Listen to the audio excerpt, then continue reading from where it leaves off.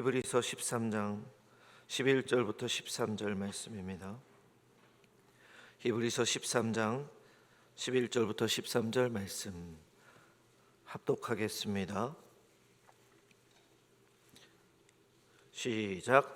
이는 죄를 위한 짐승의 피는 대제사장이 가지고 성소에 들어가고 그 육체는 영문 밖에서 불사름이라. 그러므로 예수도 자기 피로써 백성을 거룩하게 하려고 성문 밖에서 고난을 받으셨느니라. 그런즉 우리도 그의 치욕을 짊어지고 영문 밖으로 그에게 나아가자. 아멘. 나라를 떠나면, 이민을 가게 되면 모두가 다 애국자가 된다고 하죠. 저도 20년 동안 미국 생활을 하면서 한국을 한 번도 잊어본 적이 없습니다. 한국에서 일어나는 일들, 한국에서 일어나는 여러 가지 사건들을 항상 관심을 갖고 보게 되고, 저만 그런 것이 아니라 모든 이민자들이 그런 것 같습니다. 이민교회를 섬기다 보면서 참 신기한 예배, 신기한 상황들을 제가 경험했던 적이 있습니다. 가장 깜짝 놀랐던 것은 뭐냐면, 제가 섬겼던 교회, 계속해서 그러지는 않았지만 송구영신 예배가 참 특이했어요. 송구영신 예배 딱 그 카운트다운 딱 하면은요, 제 개인적인 생각으로는 첫 번째 첫 시간을 하나님을 찬양해야 되지 않겠습니까?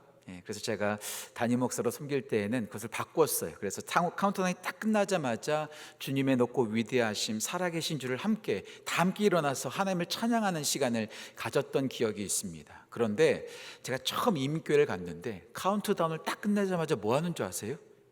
제가 섬겼던 교회는 그랬습니다. 애국가를 부르더라고요. 그리고 애국가가 딱 끝나면 또 뭐 부르는 줄 아세요? 우리의 소원은 통일. 근데 우리의 소원은 통일 불러보신 적 있어요, 최근에? 잘 안 불러요, 한국에 계신 분들은. 그런데 외국에 있는 이민자들은요, 애국가도 자주 부르고 우리의 소원은 통일도 부르면서 나라를 생각하고 나라를 그리워한다라는 거죠. 피아니스트 가운데 가장 유명한 피아니스트 가운데 한 사람이 쇼팽이라고 하잖아요. 쇼팽이 폴란드 출신인데 대부분 제가 알고 있기로는 프랑스 파리에서 생활한 걸로 제가 알고 있습니다. 항상 그는 고국을 그리워했고, 고국을 떠날 때 그 폴란드 땅에 있는 흙을 단지에 담아가지고 보관했다고 하죠. 우리나라 독립운동가들도 그 먼 타향살이를 하면서 고국에 있는 그 흙, 우리나라의 흙을 도자기에 보관하면서 살았다는 그런 이야기도 들었습니다. 우리는 혼자서 생활할 수가 없습니다. 항상 소속감, 어딘가에 속하기를 원하고, 가족 안에, 공동체 안에, 나라 안에 속하는 것을 참으로 안정적으로 생각하는 경향이 있죠. 우리만 그런 것이 아닙니다. 하나님께서 그렇게 세상을 창조하시고, 그게 바로 하나님의 원리라는 거죠. 우리 하나님은 여러분들을 개개인적으로 만나주십니다. 아버지가 믿음의 사람이라고 해서 자연스럽게 아들, 딸들이 믿음의 사람 되는 것 아닙니다. 그래서 하나님께는 하나님의 손자가 없다, 손녀가 없다는 말이 있잖아요. 개개인적으로 하나님을 만나야 되고, 개개인적으로 하나님께 믿음의 고백을 하며 은혜 앞으로 나아가야 되는 것이 마땅합니다. 하지만 그 가운데서도 우리 하나님은 공동체를 너무나 중요하게 여기신다는 거죠. 6월절 어린 양을 잡으라는 말씀이 출애굽기 12장에 처음으로 등장합니다. 그리고 출애굽기 12장 21절 말씀 보면, 그 어린 양 6월절의 양을 잡을 때에 사람 숫자대로 잡지 말고 가족 수대로, 가족대로 잡으라. 그러니까 임관 가족은 4명이지만 한 마리 잡는 거예요. 그러니까 가족 단위의 구원을 출애굽기에서 말하고 있다라고 말하는 거죠. 그리고 이스라엘 백성들이 출애굽하여 광야 생활을 할 때에도 중심에 성소가 있었고, 그 성소, 그 성막 사이, 성막 주위로 12지파가 딱 진치고 있는 것을 볼 수가 있습니다. 함께 생활하고 함께 움직이는 거죠. 사도행전 2장에 보십시오. 초대교회가 시작하죠. 초대교회의 가장 큰 중심은 가정교회였습니다. 그래서 교회들마다 요즘 가정교회, 스몰 그룹, 목장이라고 말하기도 하고, 셀이라고 말하기도 하고, 다락방이라고 말하기도 하는 그런, 또 우리 청년부는 순이라고 하더라고요. 순이라고 하는 그런 그룹들로 모여서 함께 신앙생활하고, 그 공동체 안에서, 교회 안에서 소속감을 누리고 있다는 거죠. 그런데 이 소속감을 깨뜨리는 게 있어요. 이 연결고리를 깨뜨리는 게 있어요. 그게 뭘까요? 바로 죄입니다. 죄가 그 모든 관계를 깨뜨리는 거죠. 혼자서 신앙생활할 수가 없습니다. 제가 좋아하는 작가 가운데 폴 투르니에라는 그런 작가가 있습니다. 이분이 쓴 책은 다 좋아요. 그런데 이분이 이런 말을 했어요. 혼자서 할 수 없는 두 가지가 있다. 혼자서 할 수 없는 두 가지. 하나는 결혼이고 하나는 그리스도인이 되는 것이다. 하나는 결혼이고 하나는 그리스도인이 되는 것이다.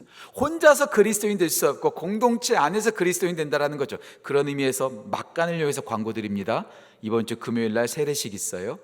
세례식 받는 분들, 학습식 받는 분들을 우리 모두가 믿음의 선배들이 와서 함께 축복해주고 또 기도해주고 중보해주는 거죠. 혼자서 신앙생활을 할 수 없고 혼자서 그리스도인 될 수 없다는 거예요. 그런데 이 관계를 깨뜨린 것이 무엇인가? 바로 죄라는 거죠. 하마르티아, 관역에서 벗어나게 하다, 따로 떨어뜨려 버리다, 소외시켜 버리다, 이게 바로 죄라는 거죠.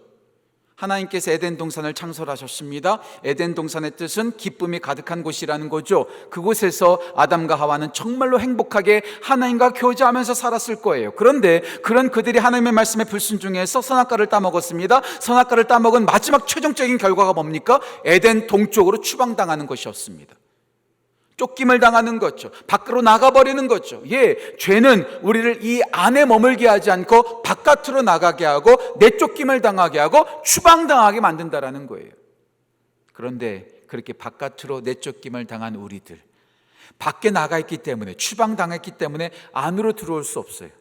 바깥으로 나가 있는 죄인 된 우리가 안으로 들어올 수 있는 방법은 뭘까요? 안에 계신 거룩하신 예수님께서 밖으로 나가셔서 우리를 끌고 들어오시면 돼요.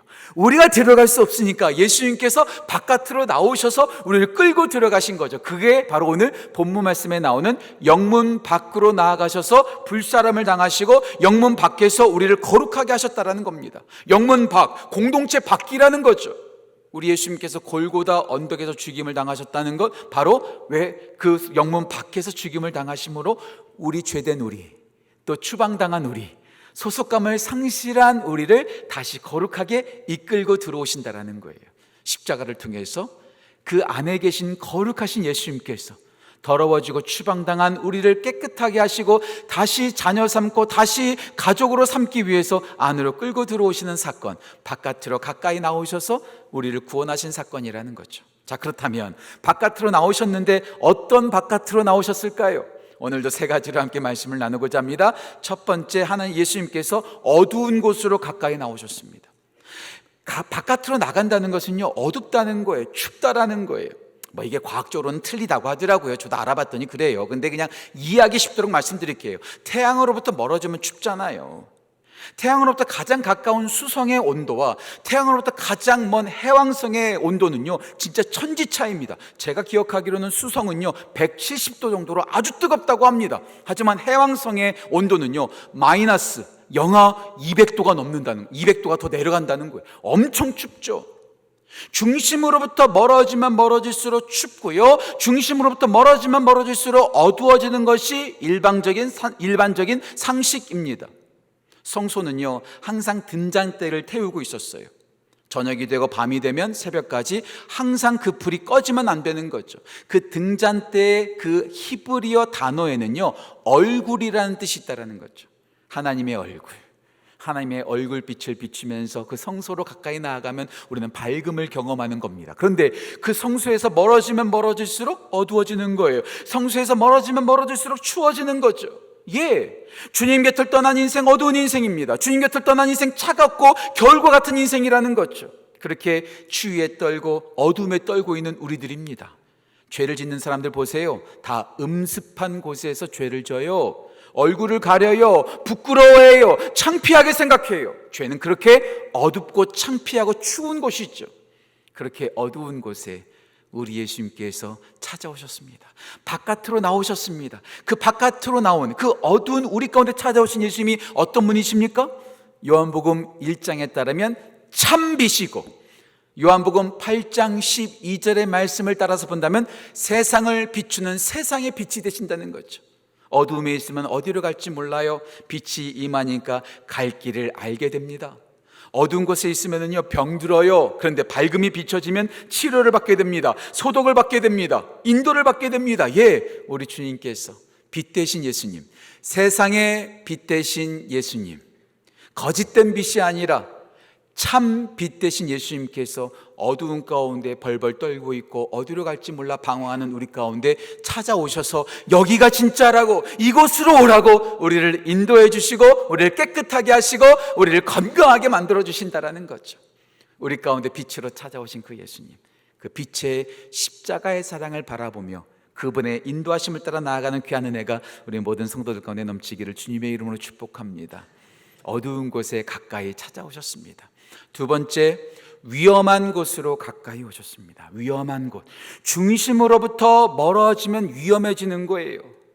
소속감이 없어지게 되면요, 언제 무슨 일을 당할지 모르는 거예요.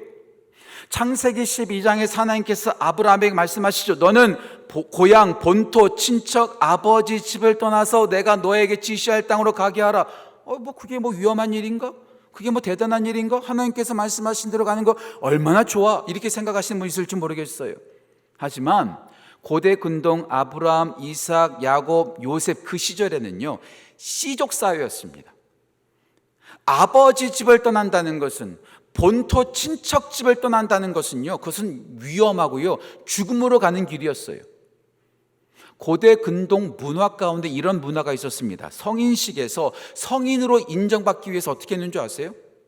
밖에 나가서 지나가는 사람 목을 쳐와라. 끔찍하죠.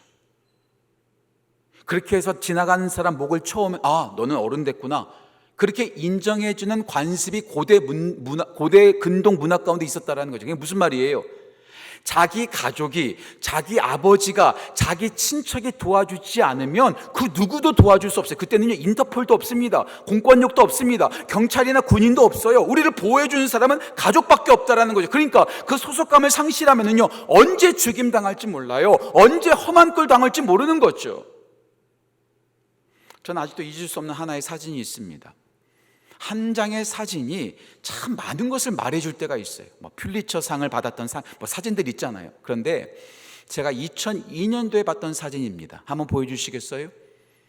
중국에 있는 일본 대사관 앞에서 탈북자들이 일본 대사관 안으로 들어가려고 하는 그 사투를 그린 그런 사진입니다.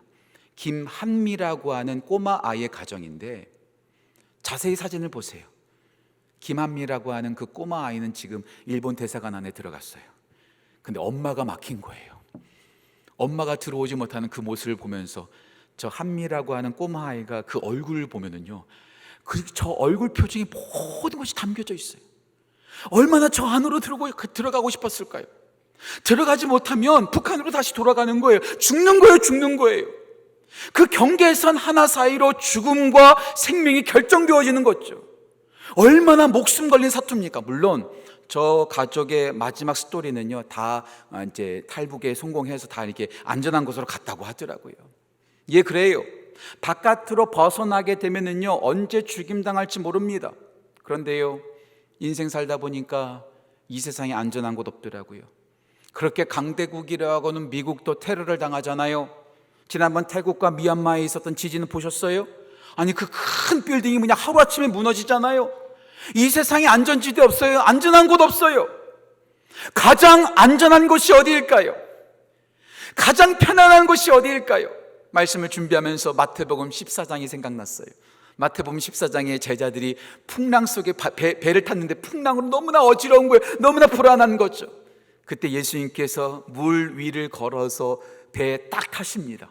그리고 제가 기억하기로는 마태복음 14장 32절인가요? 보니까 예수님께서 배에 오르시니 바람이 그친지라. 예수님을 모신 곳이, 예수님과 함께하는 곳이 가장 안전한 곳이요, 좋은 집, 좋은 나라, 좋은 공동체가 가장 안전한 것이 아니라, 많은 CCTV 카메라가 있는 것이 안전한 것이 아니라 예수 그리스도 안에 있는 것이 가장 안전한 것이죠. 이것을 누가 말하고 있습니까? 사도 바울이 성령님을 통해서 로마서 8장 38절과 39절에서 말씀하고 있죠. 예수 그리스도 안에 있을 때 10가지의 공격에서 우리는 안전할 수 있다고 말합니다. 사망이나 생명이나 천사들이나 권세자들이나 현재일이나 장래일이나 능력이나 높음이나 깊음이나 다른 어떤 피조물이라도 그리스도 예수 안에 있는 하나님의 사랑에서 끊을 수 없느니라. 예수님 안에 있으면 세상의 그 어떤 것들이 공격하고 어떤 것들이 우리를 침범한다 할지라도 끄떡 없다는 것. 우리가 중심으로부터 멀어져서 우리 모두가 다 불안에 떨고 있고 두려워서 살아가고 있는데, 그 예수님께서, 능력 있으신 예수님께서 우리 가운데 찾아오셔서 우리를 안전하고 우리를 편안하게 만들어 주셨다라는 것, 이게 바로 은혜고, 이게 바로 십자가고, 이게 바로 구속의 은혜라는 거죠. 어두운 곳에 찾아오셨을 뿐만 아니라 위험한 곳에 떨어져 있는 우리 가운데 찾아오셔서 우리를 안전하게 만드신 그 주님, 그 십자가로 가까이 나아가는 귀한 은혜가 우리 모든 성도들 가운데 넘치기를 주님의 이름으로 축복합니다. 어두운 곳에 찾아오셨어요. 위험한 곳에 찾아오셨어요. 마지막 세 번째, 더러운 곳에 찾아오셨습니다. 더러운 곳에 찾아오셨습니다. 우리가 있는 곳, 중심에서 멀어지면 더러워질 수밖에 없어요. 지저분해질 수밖에 없어요. 저는 의학 드라마를 참 좋아해요. 하얀 거탑, 슬기로운 의사생활, 이거 재밌잖아요. 진짜 재밌잖아요. 목사가 이런 거 재미있어 하면 안 되나? 너무 재밌잖아요. 그런데요, 거기서 보면 이렇게 수술하는 장면들 할 때 이제 의사들이 준비하잖아요. 의사들이 수술실 들어가기는 뭐예요? 얼마나 손을 막 닦더라고요. 따단 하면서 이렇게 들어가잖아요. 그런데요, 제가 알고 봤더니 의학의 역사 가운데, 또 여기 의사 선생님들 계셔서 제가 함부로 말하면 안 되는데, 의학의 역사 가운데서 위대한 발명이 있답니다. 위대한 발명, X선을 발견하기도 하고, 백신을 발견하기도 하고, 항생제를 발견하기도 하고, 여러 가지가 있는데, 그 10가지의 위대한 의학 발명 가운데 들어가는 아주 특이한 게 하나 있습니다. 그게 뭐냐면 위생이에요. 위생. 위생? 당연한 거 아니에요? 손 씻는 거 당연한 것 아니에요? 깨끗한 거 당연한 것 아니에요?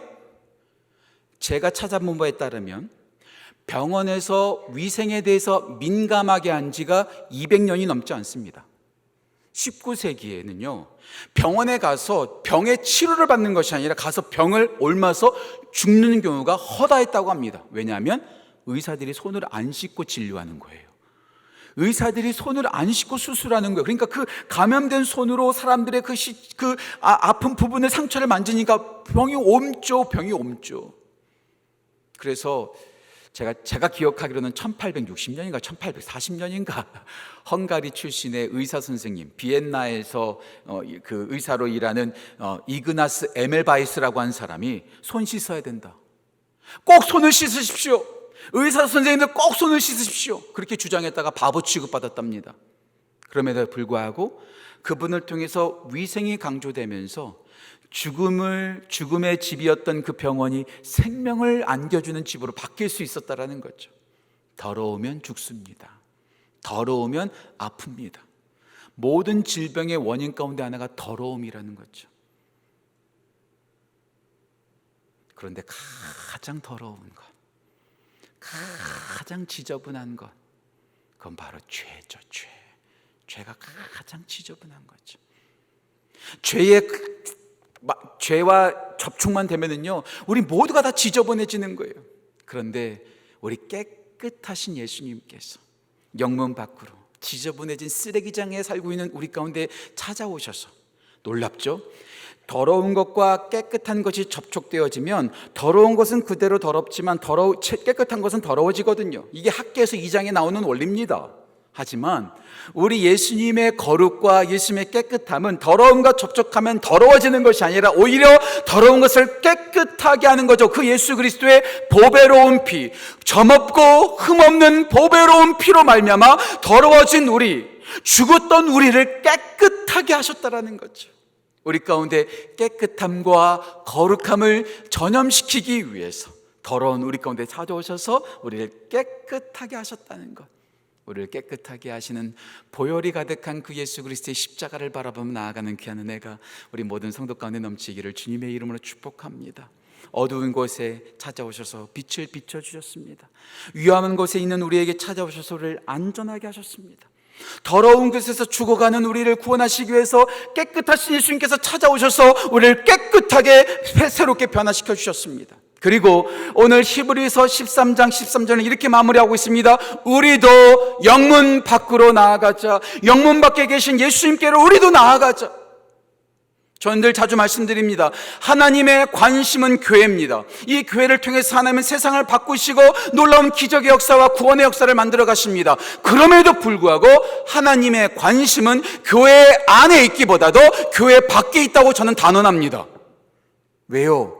교회 밖에 아직도 위험한 곳에, 아직도 더러운 곳에, 아직도 어두운 곳에서 죽어가는 영혼들이 많이 있기 까닭에 하나님의 관심은 교회 안에도 있지만 교회 밖에 더 관심을 많이 두고 계신다는 거죠. 우리만 구원받고, 우리만 빛 가운데 살아가고, 우리만 안전한 곳에 살아가고, 우리만 깨끗한 곳에 있는 것이 아니라 예수님께서 영문 밖으로 나아가셔서 그렇게 손을 내밀어 주셨던 것처럼 우리도 영문 밖으로 나아가야 된다는 거죠. 영문 밖으로 나아가야 된다는 거죠. 그래서 교회가 계속해서 복음을 전하는 거예요. 대신자 초청을 하는 거예요. 그래서 단기 선교하는 거예요. 계속해서 구제 사역하는 거예요. 계속해서 전도 사역하는 거예요. 어제도 제가 잠깐 밖에 나갔는데 우리 교회 전사님과 우리 교회 성도님들이 저쪽 노원 사거리에서 전도하고 계시더라고요. 저게 바로 교회 사명이지. 우리끼리만 있는 것이 아니라 주변부로 나아가는 거죠. 주변부로 나아가는 거죠. 조금 어려운 책이지만 마지널리티라고 하는 책이 한 10여 년 전에 나왔습니다. 마지널리티, 이정용 교수님이 쓴 책인데요, 이 책에서 뭘 말하고 있냐면 우리 예수님은 주변부로 나아가셨다는 거예요. 중심에 거하지 아니하시고 주변부로 나아가셔서 소외된 사람들, 연약한 사람들, 아픈 사람들, 여러 가지로 고통 가운데 있는 사람들 그 주변부로 나아가서 그 마진 그 끝으로 나아가서, 끄트머리로 나아가서 그들을 이끌어 주셨다라는 거죠. 교회는 여기가 좋사오니 여기만 머물러 있는 것이 아니라 마지널리티, 주변부에 있는 사람들, 어두워진 사람들, 위험한 곳에 있는 사람들, 더러운 곳에 있는 사람들에게 예수님께서 나아가셨던 것처럼 우리도 그리 나아가 그들을 섬기고 그들을 중심부로 이끌어주는, 우리만 구원받고 끝나는 것이 아니라 모두를 구원의 길로 인도하는 우리 모두 되기를 주님의 이름으로 축복합니다. 기도하겠습니다. 하나님 아버지, 감사합니다. 오늘 우리 모두에게 은혜를 더하셔서 우리 가운데 바깥으로 나오셔서 우리를 안으로 끌고 들어가시고 우리를 밝은 곳으로, 안전한 곳으로, 깨끗한 곳으로 인도해 주심에 감사합니다. 예수님께서 그리 하셨던 것처럼 우리 또한 위험한 곳으로 나아가, 더러운 곳으로 나아가, 어두운 곳으로 나아가 예수님의 사랑을 전하고 다 함께 예수님의 하나님의 가족으로 세움받는 귀한 은혜가 우리 모두 가운데 넘칠 수 있도록 인도하여 주옵소서. 감사드리며 귀하신 예수님의 이름으로 기도합니다. 아멘.